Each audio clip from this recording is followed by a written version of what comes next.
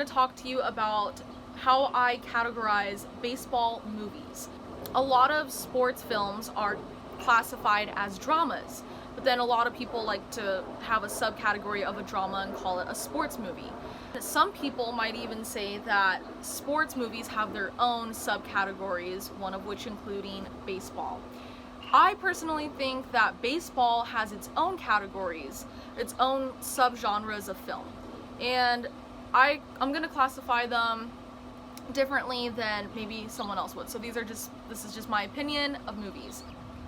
I'm going to talk about the classics toward the end, but first I want to get through what I think are more adult/comedy baseball movies, and they do include The Benchwarmers, Bad News Bears, Major League, and Mr. 3000. And then as far as romantic baseball movies, that has its own category in my opinion, and they include Bull Durham, For the Love of the Game, and I actually haven't seen it, but I'm going to classify Damn Yankees as a romantic baseball film.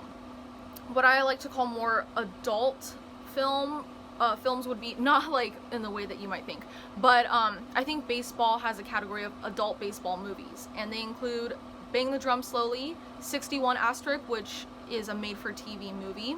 Next, I'm going to go over the kids/children/animated baseball movies. I think it has its own category, including the popular Rookie of the Year, Angels in the Outfield, and then Henry Me is another animated film. And I would also categorize Million Dollar Arm and The Babe in this category. And then the next one I have are baseball B movies or low budget movies. Not every movie is gonna be a blockbuster, nor is every baseball movie gonna be a blockbuster. And they include, this is just my opinion, Mr. Baseball, The Perfect Game, Bottom of the Ninth, The Final Season, Summer Catch, and The Winning Season. So basically how I classified that one is just baseball films that didn't do well. And then a little subcategory, if you will, would include baseball scenes in movies and TV shows, including that vampire baseball scene in Twilight, the scene where Ferris Bueller and his friend and girlfriend go to a Cubs game in Ferris Bueller's Day Off. There's a little scene with featuring the Mets, the New York Mets, in Men in Black 3. Band of Brothers was an HBO miniseries, and at the very end of the very last episode, they show all the characters kind of playing a game of baseball with each other as they kind of close the credits. So finally, I would say that when people think of baseball movies, they think of just the classics, and that is the final category that I have. These are more classics to me because I think that they're more well known, more popular, they were blockbusters, and they include 8 Men Out, The Natural, Field of Dreams, Fever Pitch, 42, Moneyball, Trouble with the Curve, The Rookie, A League of Their Own, and The Sandlot.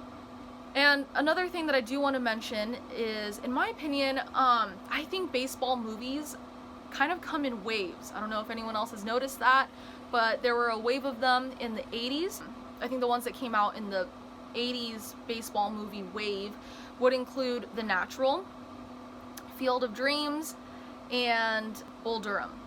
And then in the 90s there were a wave of them, Rookie of the Year, Angels in the Outfield, The Sandlot, of course, A League of Their Own, and then there were a wave in the mid-2000s. Those early to mid-2000s, there was another wave of baseball movies.